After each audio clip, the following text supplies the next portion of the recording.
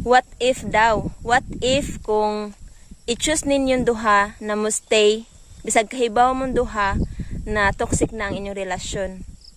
Maayo pa ba ka na or dili na? Unsay mo ikaingon, Miss Dijin? For me, so it was based on my experience, guys. So, in my previous relationship, English ta. Sa previous na akong relasyon is kanang toxic na gid kay siya, guys. Kay there's behind man ana nga story why toxic ang among relasyon. But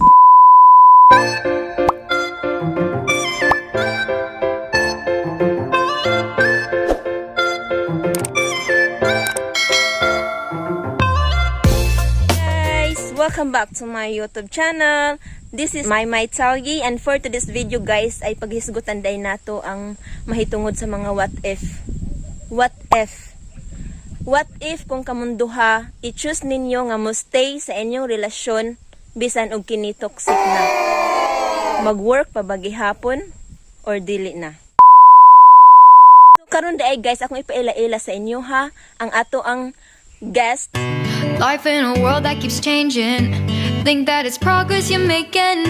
Copy and paste pretty faces all the time.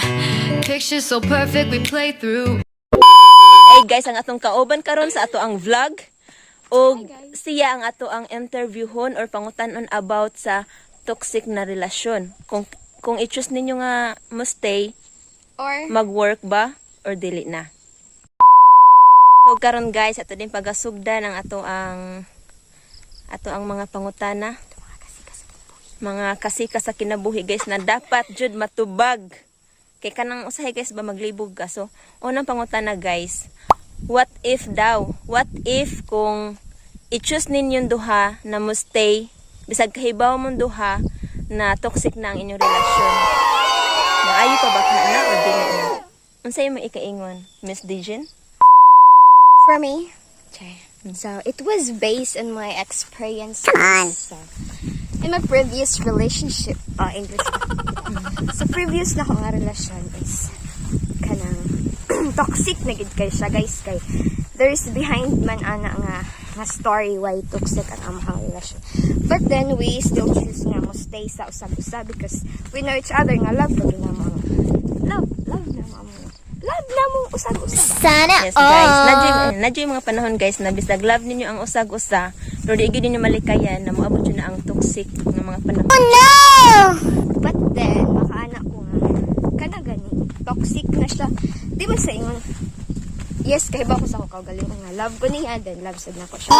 But then kana ganing makaanak ka nga toxic na ba ning relasyon di kay murag ako naman lang kana ganing kahibaw ka nga love ninyo ang usag-usa pero mark ikaw na lang ni-fight sa inyong relasyon ba ingon ana then siya is kana bitaw kahibaw man na guys kanang magbuwag mo guys no then inigbuwag ninyo murag ngara siya maningkamot ba ngara siya mangitag way ngara na siya kanang ngara siya mo prove sa imo kung asa ka importante sa iyaha ngara na siya maningkamot na i-fight ka nga wala na ka sa iyahang ka nang wala kasi yan wala dili na siya ang kakupot sa imo ha ba pero wala pa kakupot ina na guys nadyo time guys ba na kanang feel pa lang ma-feel gay nimo guys na in love ang usa ka tawo sa imo ha bali kana gani siyang kumpiyansa ra kay guys na in love siya sa imo ha tungod sa imong kumpiyansa guys nga love kaniya murag imo na lang mapasagdaan imo na lang siyang ibaliwala kay nagtuo ka guys na sa kanon na siya mistay sa imuha pero anhan nimo ma-realize guys na importante dai siya sa imuha na kailangan dai nimo siyang i-fight kung wala na siya. Ngara na ko na feel na ko siya ba nga kanang iya kong i-fight nga maniguro siya nga mabalik ko sa iyaha human katong diha pa ko sa iyaha guys is never na nako na feel sa iyaha every time. Pasensya na guys sa among agianan guys kay medyo grabe siya guys. So, mura na ko nagrelasyon guys. Matabalik na. Lubak kun usahay.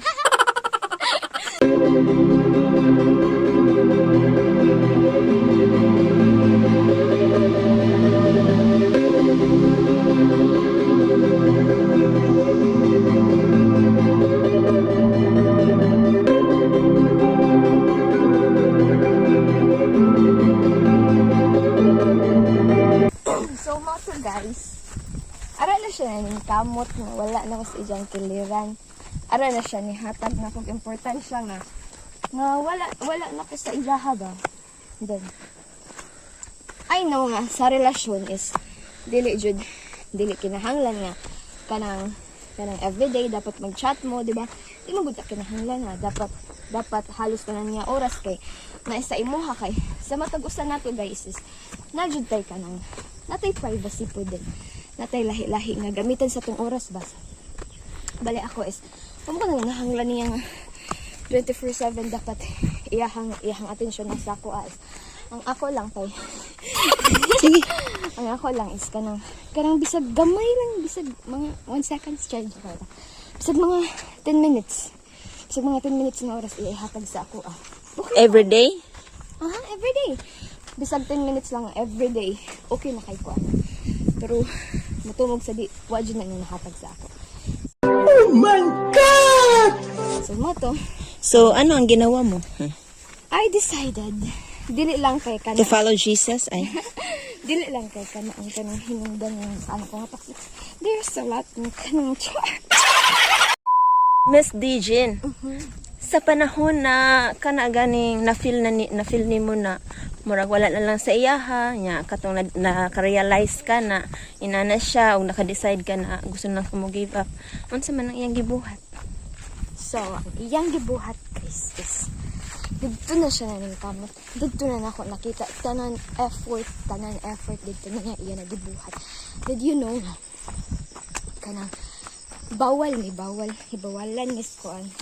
Kahigayonan, guys. Bawalan mis tanan guys. Sa kanan. Chat. Paras anan. Bawalan mis tanan. But then ngita siya gway. Do you know the way? To prove nga kuan. Nga love ka niya. Yes, to prove nga love ko niya. Pero wala na mi guys. Ara na siya naning kamot nga wala na kami. So mo to. Dira na siya naning kamot, dira na siya nang itaog way nga magkabalik ni. But then wala naman guys. I realize my worth. Char. So, I realize my value. So, unsa may imong na-feel sa dihang nag-decide na ka na makipag-break sa iyaha? Alam nga naman, kinatawa ako, no? Ano to, guys? 1 month. 1 month nang hubag akong mata kada gabi, guys. Oh, come And on! ana din na, guys, no? Kung broken-hearted, manghubag ang mata ba? So na, guys, labaw pa nas na paakag bukod ang mata, guys. Miss Dijin, Yes. gusto lang nako na kung unsay imuhang ika-istorya sa mga relasyon nga nakaagi sa ana nga mga problema. Unsay may imuhang ika-share sa ilaha or ikatambag para kanang ganing para ilahang mabantayan nila ba para masolusyonan dayon nila ang ilang problema.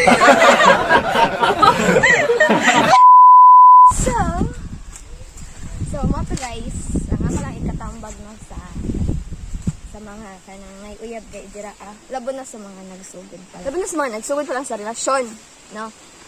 Once gani maka-feel na mo nga padung na gani kanang ongoing na nga toxic ang inyong relasyon. Ayaw ninyo pasindayon ni. Dapat nay mulihok ninyong usaba dili kay magdungan man duha kung feel ninyo toxic na inyong relasyon edi magtinoksikay na lang pud mo ay tinoksikay. Unsa man na manok? Tinusikay.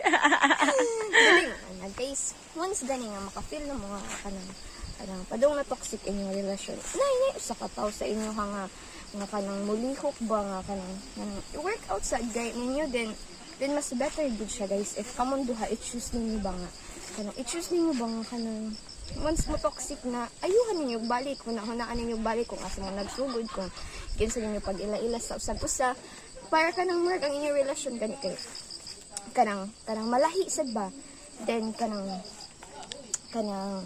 ayaw ninyo kanang tugutin nga inyong relasyon kay mo toxic kay bati jud kay na siya guys as in kamuray magsakit kamuray mag-antos human kanang kung papilion pod mo kung di ba kanang toxic na inyong relasyon no then kanang